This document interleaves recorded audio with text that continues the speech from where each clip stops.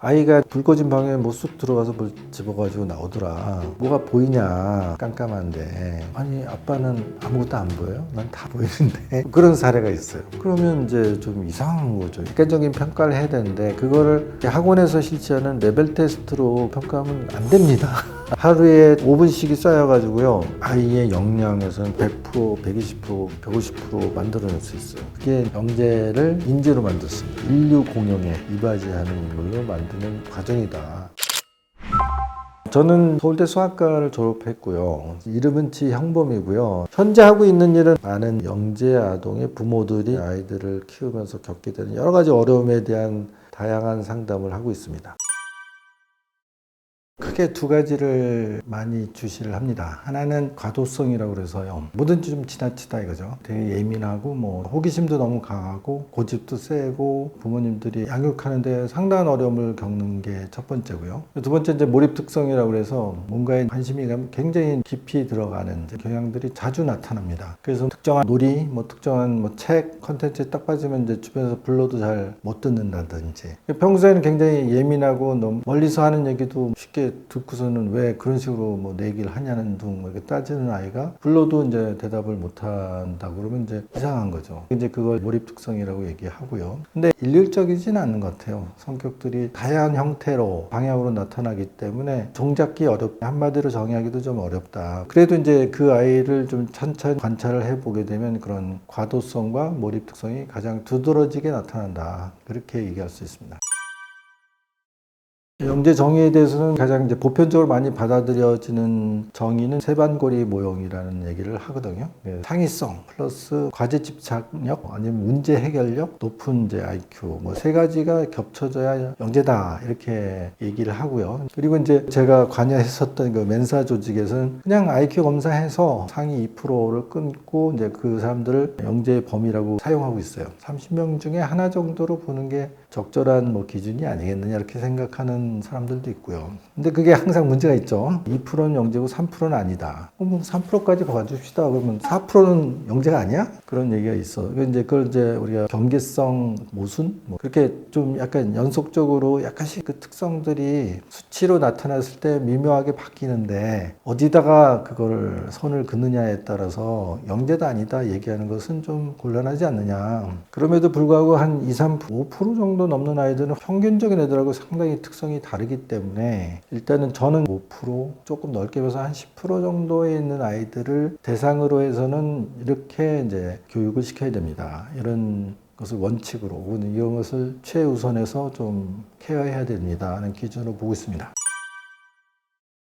영재 특성을 부모 입장에서는 판별하기가 쉽지 않을 수 있어요. 아이 하나 혹은 둘을 키우는 입장에서는 이게 영재성인지 뭐 다소 빠른 건지 성격이 나빠가지고 다루기가 어려운 거죠. 이게 좀 판단하기가 어렵습니다. 흔히 먼저 말을 빨리 하는 것도 굉장히 중요한 특성이라고 봐야 되고요. 그 다음에 글을 빨리 깨우쳐가지고 읽는다. 이것도 굉장히 중요한 특성인데 옛날에는 돌 이전에 엄마 아빠 하면은 좀 빠르다, 똘똘하다 그렇게 얘기했는데 지금은 훨씬 빨리 말을 하는 아이들이 있거든요. 그리고 뭐 정말 돌 정도 치닫는데 꽤 문장을 구사하면서 얘기하는 아이들도 실제로 있어요. 그리고 심지어는 돌 이전에 문자를 터득해가지고 읽는 아이도 있습니다. 아주 빠른 애들은요 정말 믿기 어려울 정도로 얘가 읽는 거 맞아? 그런 일도 있을 수 있습니다. 그러면 그 사람은 진짜 머리가 좋을 가능성이 높죠. 사람들 사이 편차가 되게 크기 때문에 많은 사람을 관찰해보는 사람 입장에서는 아 얘는 확실히 다르네요. 그러면 이제 지수가 높을 걸 기대할 수 있네요. 뭐 이제 그런 얘기를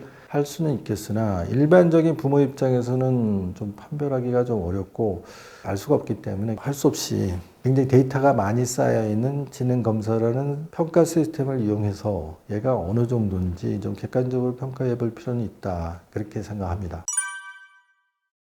사실은 좀 비교해보면 좀 보여요. 같은 책을 읽어주더라도 알아듣는 것 같은데 굉장히 호기심을 나타내는 것 같은데 아니면 이제 한 번 읽어주고 두 번 읽어줄 때 기억하는 것들이 언뜻 나타날 수가 있거든요. 그렇기 때문에 그 또래의 다른 아이들을 볼 수 있는 기회가 있으면 조금 더 빨리 그런 걸 알 수 있겠으나 현실적으로 좀 어렵습니다. 그래서 객관적으로 평가할 수 있는 전문가 도움을 한 번 정도는 받아보는 게 좋겠다고 얘기하고요. 툴이 있긴 있어요. 셀리 양크 박사라는 분이 학문이 공개한 30가지 문항이 있습니다. 30가지 문항을 가지고 뭐 평가를 해가지고 몇 점 이상이면 영재일 가능성이 높아요 하는, 말하자면 자가진단법이라고 해야 되겠죠. 이게 4점 척도 같은 거로 평가거든요. 아이가 굉장히 유머를 즐기나요? 그런 문항이 있습니다. 그러면 평가를 해서 점수를 합산하게 돼 있는데, 기억나는 문항 몇 가지만 소개해 드린다면, 아이가 뭐 꿈을 굉장히 선명하게 꿔요. 뭐 이런 것도 들어가고요. 당연히 말을 빨리 했나요? 뭐 문자를 빨리 터득했나요? 뭐 잠깐 본 것들을 굉장히 선명하게 기억하나요? 뭐 이런 것도 들어가고, 뭐 우리가 일반적으로 생각할 수 있는 것 외에 뭐 30문항을 만들어 놓고 그것을 4점 척도로 평가해서 60점, 70점 이상이면 객관적으로 점검해 봅시다. 뭐 그런 식의 제안이 있긴 있는데, 역시 이게 좀 주관적인 특성이 맞아서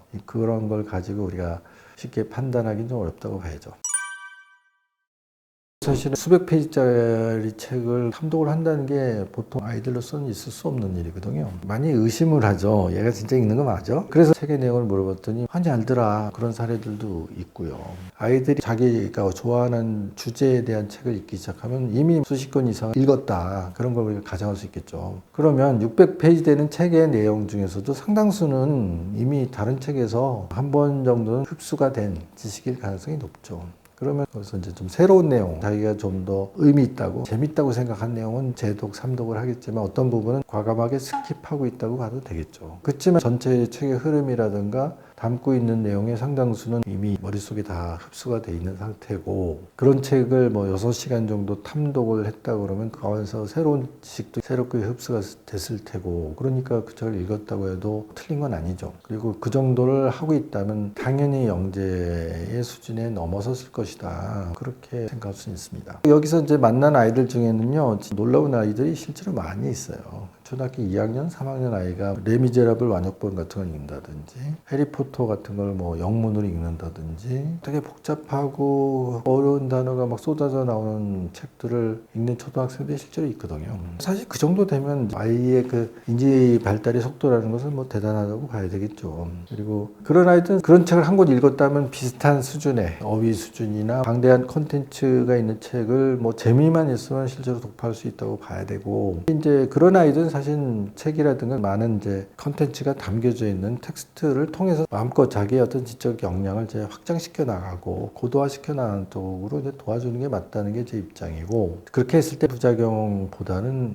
얻게 되는 이득이 더 크다고 생각하는 거거든요. 그래서 제가 박경리 선생의 뭐 20권짜리 대하소설 토지를 권하고 같이 읽어보자라고 얘기했는데, 걔가 딱 이제 1권, 2권 읽고 나더니 재미에 딱 빠지더니 그 20권을 독파를 하더라고요. 사실은 이 토지는 사투리도 되게 많고 한자말도 많이 나오고 또 내용이 되게 방대하거든요. 일제 치하의 시대 문화상이라든가 문화조류, 산업, 그리고 이제 거의 우리나라의 근대사를 이제 소설이라는 형태로 이제 쫙 풀어나가는 책이거든요. 근데 그거를 초등학교 5학년, 6학년 애가 재밌게 읽고 있다, 그런 아이들이 실제로 있다는 것이죠.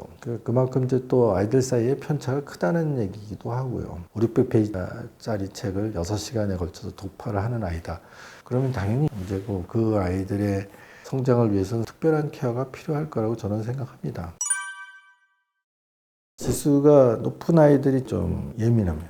남들이 안 들리는 걸 듣기도 하고요. 남들이 보지 못하는 아주 미묘한 차이를 느끼기도 하고요. 남들이 못 맡는 냄새, 맛, 그 다음에 뭐 촉감 같은 것도 되게 예민해서, 대표적으로 이제 여기 등 뒤에 붙이는 라벨을 거의 예외 없이 떼어달라고 하는 사례들이 많습니다. 일단은 오감이 발달돼 있다고 하는 것들은 분명히 보입니다. 그래서 예를 든다면 이런 거죠. 아이가 이제 불 꺼진 방에 뭐 쑥 들어가서 뭘 집어가지고 나오더라. 그래서 뭐가 보이냐, 깜깜한데, 아니 아빠는 아무것도 안 보여요? 난 다 보이는데. 그런 사례가 있어요. 또 예를 들어서 애가 엘리베이터를 뜩 타더니 503호까지만 냄새가 나요. 좀 약간 섬뜩할 수도 있거든요. 남들은 못 느끼는 그 냄새를 맡아내는 아주 예민한 후각을 가진 사람이 있다, 그러면 이제 좀 이상한 거죠. 그러니까 어떻게 보면 인생이 피곤한 것일 수 있습니다. 그래서 제가 뭐 이건 이제 구체적인 상담 팁 중에 하나인데, 약솜을 주세요, 그렇게 얘기하거든요. 청각이 아주 고도로 발달된 얘를 교실에 앉혀놓으면 아이가 막 귀를 붙잡고 괴로워하고 막 그럴 수도 있다는 거예요. 너무너무 시끄럽다고. 그러니까 감각이 얘기나 하니까 주변에서 일어나는 소음이라든가 교란 뭐 이런 곳에서 산만해 보일 수 있죠. 얼마나 예민하냐, 이게 아주 고도로 감각 특성이 높은 경우도 있고 낮은 경우도 있고 여러 가지 있으니까 이걸 일률적으로 머리 좋은 애들은 산만해요 이렇게 얘기하기는 좀 어렵지만 산만해질 위험성이 꽤 있다는 것은 사실인데, 관련된 전문가들 책이 하나 있었어요. 제목이 오진과 이중 진단 그런 책인데요. 그러니까 이제 고지능 아이들이 흔히 이제 산만한 아이, 이게 좀 지나쳐서 소위 집중력 장애, ADHD 뭐 이런 이제 오진을 받는 사례가 꽤 있다. 뭐 그런 내용들이 들어있는 책입니다. 그래서 그 책에서는 아이가 이제 상황에 따라서 집중이 잘 되고 어떤 환경에 가면 산만하고 뭐 집중을 잘 못하고 그래요. 그렇다고 하면은 환경을 바꿔주는 게 맞지 않느냐. 약솜이나 아니면 노이즈 제거하는 이제 그 특수한 이제 이어폰, 헤드폰 이런 것들을 좀 얘가 잘 적응할 수 있도록 도와주는 게 이 아이를 장애를 가진 아이로 보는 건 좀 문제가 있지 않나요? 그런 견해예요. 이제 그런 책이 있으니 관심이 많은 분들은 일독을 하실 필요가 있지 않을까. 우리가 좀 더 이제 적절하게 활용할 수 있는 기본적인 지식을 얻을 수 있는 길이 없지는 않다. 그렇게 소개해 드리고 싶네요. 영재는 이제 뭐 선천적으로 가지고 있는 잠재 역량이 뭐 크다는 의미로 받아들인다면 이제 그런 아이들이 잘 성장해서 필요한 정도의 이제 능력을 개발하는 것, 그게 이제 이런 표현이 될 것 같은데, 제가 우선순위를 두는 것은 이 아이들이 좀 독특한 어려움이 있다. 첫 번째는 일반적인 커리큘럼하고 미스매칭이 있어가지고 너무너무 수업을 지루하게 느끼는 경향이 있다는 거죠. 그것을 단적으로 얘기해 줄 수 있는 것이, 아이들이 학교 가기 싫어해요. 사실 아이들한테 그게 제일 중요한 일과인데 그 일과에서 진행되는 프로그램이 이 아이하고 전혀 맞지 않는다. 이건 좀 문제가 있는 거 아니겠어요? 그러니까 어떻게 보면 굉장히 소중한 시간들인데 그 시간을 통해서 아이가 자기의 역량을 개발하고 성장시키는데 귀중한 시간을 보내는 건데 뭐 맞지가 않아가지고 완전한 시간 낭비처럼 느껴져요. 말하자면 수업 동안에 딴 생각을 하거나 딴 짓을 하는 것을 학습하는 버릇을 들이는 상황은 대단히 낭비적이거든요. 가장 소중한 인적 자원입니다. 그게 전체 인구의 2%, 3%밖에 안 되는 아주 소수이긴 하지만 이 사람들이 학교에서 제대로 공부를 못하고 있어요. 되게 지루해요. 시간 낭비하고 있어요. 그래서 1차적으로 아이들이 학교에서 너무너무 지루해요. 이게 첫 번째 문제고, 두 번째는 교우 관계를 더 보는 거예요. 아니 영재라는 이유로, 이 아이가 머리가 좋다는 이유로 우리가 그 아이의 행복한 유년 시절을 빼앗을 수 있겠습니까? 그러면 안 되죠. 그런 의미에서 뭐 어설픈 조기 입학, 그런 거는 자칫하면 아이의 뭐 영재성을 뭐 키워준다는 명분 혹은 목적 때문에 아이의 유년 시절을 뺏어버릴 수 있죠. 왜냐면 그 나이 또래 애들하고 노는 정서적인 경험 뭐 이런 것들이 절대적으로 필요한데, 아이의 행복한 유년 시절을 만들어주기 위한 또래 사이의 관계를 최우선시 과제로 보는 게 영재 뭐 교육이라기보다 영재 양육의 원칙으로 삼는 게 맞다. 그런 주장을 하는 겁니다. 왜냐면 그렇게 해서 정서적인 안정이 오잖아요. 엄마들이 이제 됐어, 이제 공부시켜야지, 이렇게 아이들을 빼갑니다. 학원으로 데려갑니다. 그리고 얼마 뒤에 다시 찾아와가지고 얘가 공부를 좀 시키려고 그랬더니 망가졌어요. 반항해요. 그런 상담을 또 한편에서는 하고 있습니다. 그래서 제가 이제 추구하는 어떤 영재교육이라는 취지를 같이 많이 공감을 해줬으면 좋겠어요. 공부하는 거는 그런 정서적 안정이 잘 되고 아이한테 동기부여만 되면 어마어마하게 잘할 수 있어요. 아주 작은 시간을 공부를 해도 아이들이 정말 능력을 발휘할 수 있어요. 근데 이 때를 놓쳐서 우리가 해줄 수 없는 것은 행복한 유년 시절을 만들어주는 거거든요. 그런 인터랙션을 해서 정말 자기 정체성이라는 게 결국은 그 사람이 그 아주 중요한 인격 형성기에 겪었던 다른 사람과의 관계가 정체성이거든요. 그 중요한 시기에 가족들, 엄마, 아빠하고의 관계, 거기서 아이들이 가졌던 추억, 그리고 정말 행복했던 어떤 경험들의 집합, 그리고 자기 또래하고의 정말 활발하게 놀았던, 그리고 정말 재미있게, 경우에 따라서 뭐 밤을 새워서 놀았던 그런 경험들이 쌓여서 그 사람의 정체성을 만들어줘야지. 수학 문제 되게 빨리 풀고 정확하게 풀고 어려운 문제도 뚝딱 풀어. 그게 정체성이 되면 안 되죠. 어린 시절에 그 행복한 유년 시를 지켜주는 것, 아니면 그거를 만끽할 수 있게 해주는 거예요. 자기 또래 애들, 자기 반 애들하고는 이게 안 돼요. 어휘 수준도 차이가 나고요. 인지의 속도도, 판단의 속도도 차이가 나니까. 그러니까 이쪽 입장에서는 아, 쟤는 말이 안 통해. 답답해 죽겠어. 이런 답답함을 느끼고요. 이 반대쪽에서는 아, 쟤는 뭐 이상한 단어를 막 써가면서 눈초리나 나를 기분 나쁘게 해. 양쪽에서 서로 답답한 거지. 그런 아직까지 그 교우관계가 원만하게 진행이 일어날 리가 없지 않습니까? 그러면 좀 힘들더라도 그런 아이들이 있고 한 5% 정도 넘는 애들끼리만 주기적으로 일주일에 한 번, 뭐 안 되면 한 달에 두세 번이라도 정기적으로 만날 수 있는 기회만 만들어주면 아이들이 정말 재밌게 놀 수 있거든요. 그걸 적어도 초등학교 시절까지는 우리가 지켜주려고 최우선순위를 두고 노력해야 된다. 그게 이제 제 입장이에요. 그거 되고 나면 공부시키는 건 되게 쉽고 동기유발만 시켜주면 된다. 근데 그게 제일 쉬운 게 친구 따라 강남 가는 거거든요. 아이들, 그런 아이들 모아놓기만 하면요. 정말 영어를 기가 막히게 잘하는 애, 뭐 수학을 정말 쉽게 푸는 애, 뭐 악기를 잘 다루는 애 섞여 있거든요. 그러면 서로 이렇게 지적 자극을 하는 거예요. 뭐 어떻게 보면 이제 그 어린 나이에서 그냥 자기가 아는 걸 잘난 체하는 것만 해도 좋은 학습이 되거든요. 다른 아이한테는 모티베이션이 되고 자기로서는 자기가 갖고 있는 지식을 좀 더 자기 방식대로 편집을 해서 세상을 보는 새로운 시각을 만들어 나가는 과정, 그리고 그런 것들을 얘기했을 때 그걸 재밌게 듣는 상대방을 만나는 독특한 경험, 느낌? 이게 굉장히 중요하거든요. 그게 이제 영재를 정말 인재로 만들 수 있는, 소위 말하는 인류 공용에 이바지하는 인물로 만드는 과정이다. 그래서 영재 교육은 좀 그렇게 좀 더 어떻게 보면 이상적이긴 하지만 높은 목표를 지향하면서 가는 것이 영재 교육이라고 저는 생각합니다.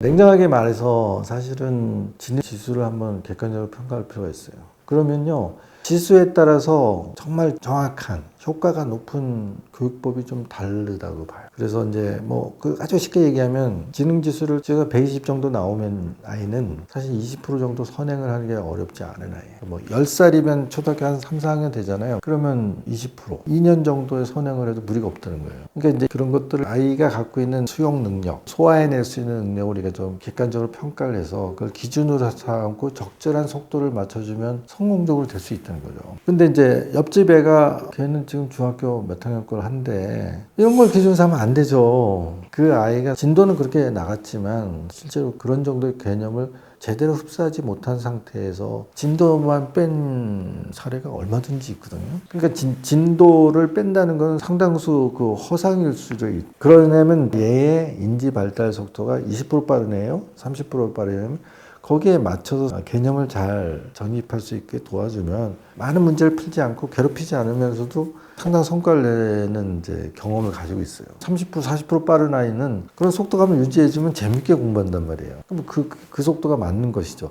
그리고 그게 이제 재밌게 느껴지면요, 자기가 해요. 정말 밤을 새서 그냥 문제집을 푸는 아이가 있을 수 있어요. 그렇게 만들어줄 수 있어요. 근데 이제 이쪽 끝에 있는 우수한 영재 아이들에만 해당하는 것이 아니라, 예를 들어 지수가 110 나온 아이들은 10% 정도 적절한 선행을, 개념을 잘 잡아주면서 끌고 가면요, 상당한 성과가 나온단 말이에요. 그러면 자기 학년에 비해서 1년이나 1년 반 정도의 개념을 어렵지 않게 문제를 해결할 수 있는 능력을 키우고, 그러고 나서는 다양한 패턴의 문제도 자기가 분석할 수 있는 능력이 자연스럽게 세워지면 사실 공부 잘할 수 있죠. 근데 반대로 지수가 90이라고 하면 10% 느린 아이거든요. 그런 아이들은 사실 중학교, 고등학교에서 나온 수학 개념을 공부시킨다는 게 대단히 어려울 수 있어요. 근데 그런 게 어디 있어. 제가 하니까 너도 해야 돼. 그 속도를 맞춰야 돼. 이거는 상당히 어려운 문제거든요.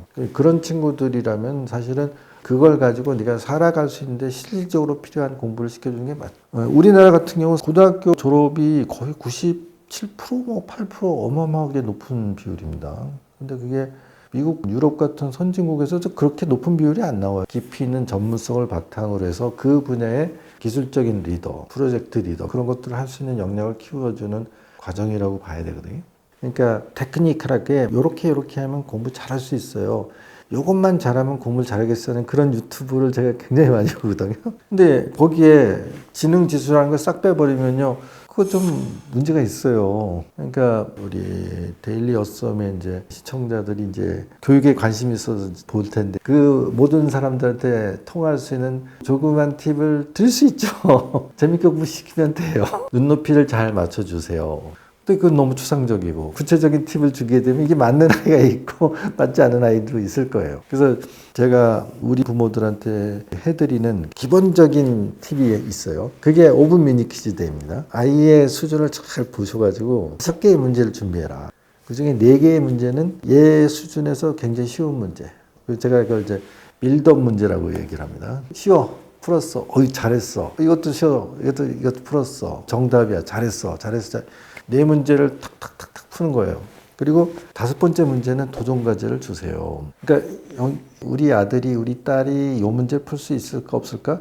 확률적으로 한 60%, 70% 되는데 뭐 그런 문제가 있으면 딱 셋업을 해서 이제 주는 거죠. 5분 동안에 이제 푸는 거예요.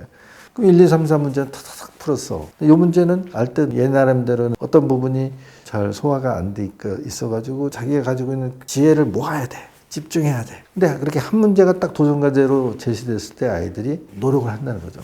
4문제 풀었으니까 한 문제 맞아 풀고 싶을 거 아니에요. 근데 부모들은 겨우 하루에 한 문제 풀어가지고 무슨 실력 향상이 돼. 한 20문제 풀어야지. 이렇게 생각한단 말이야. 근데 도전과제가 20문제가 쫙 늘어서 있으면요. 넘사벽처럼 느끼거든요. 한 문제 애써서 딱 풀어도 19문제가 또 남아 있잖아. 그 문제가 하나하나 고통스럽게 느껴질 거 아니에요. 요것만 딱 부러치면 딱 문이 열리고 미션 클리어. 내가 오늘의 과제를 해결했어. 뭐 그런 해방감, 성취감 이런 걸 느낄 수 있는 그 상태하고는 천냥지차죠. 그러니까 우리가 마음이 급해가지고 한 20문제를 딱 이제 참아내면서 풀어내는 그런 훌륭한 학생을 만들고 싶어. 그건 잘 안 됩니다. 4문제를 풀고요. 탁탁탁탁 풀고 마지막 문제 도전과제. 요거 풀면 오늘 것. 그러면 성취감 막 폭풍 칭찬 받고 말이죠. 그렇게 하면은 하루에 다 5분씩이 쌓여가지고요. 아이의 역량에서는 100%, 120%, 150% 만들어낼 수 있어요. 근데 그게 쌓이면요. 대단한 실력으로 키울 수가 있습니다. 그리고 5분만 공부시키고 공부시키지 말라는 얘기가 아니에요. 5분 동안 딱 밀고 손을 떼라는 거지. 매일매일 5분씩 밀면요. 이게 모멘텀이 생겨가지고 얘가 음찍 하다 확 활력이 붙어가지고요. 막 달려나갈 수도 있어요. 5문제 금방 풀었으니까 5문제 또 풉시다. 이럴 수도 있다고요. 그러면 이거 웬 떡이잖아. 더 시켜야지. 이게 아니라는 거지. 아니야. 엄마도 바빠요. 여러 가지 할 일이 쌓여있어. 너만 붙들고 갈 수는 없지. 2문제 더 줄게. 2문제. 아니면 이제 내일 또 하자. 내일. 공부 너무 많이 하면 안 돼. 그렇게 하고 근데 그래도 너무 싱거워. 나 더 하고 싶다고. 뭐 그런 상태가 됐다고 칩시다. 그럼 그때 이제 책을 주는 거지. 어차피 문제 여기서 뽑는 거니까 네가 갖고 가서 해. 마음껏. 2시간 해도 되고 3시간 해도 되고 밤새도록 해도 돼. 근데 여기 이제 이든 애들 중에는 진짜 책을 받아가지고 밤새는 애들이 실제로 있어. 끝까지 다 풀어버리겠다는 거야. 자, 그건 공부가 아니죠. 자기가 뭔가 흥미가 꽂혀가지고 거기 그거를 누가 시키지도 않았는데 그러면 진짜 뭐 훌딱 넘어가고 이런 게 있습니다. 그런데 이제 그게 완전 아다르고 어다르잖아요. 억지로 막 밀어가지고 시키려고 하는 데는 이게 막 애가 저항하고 제가 그 대한장 파티라고 그러거든요.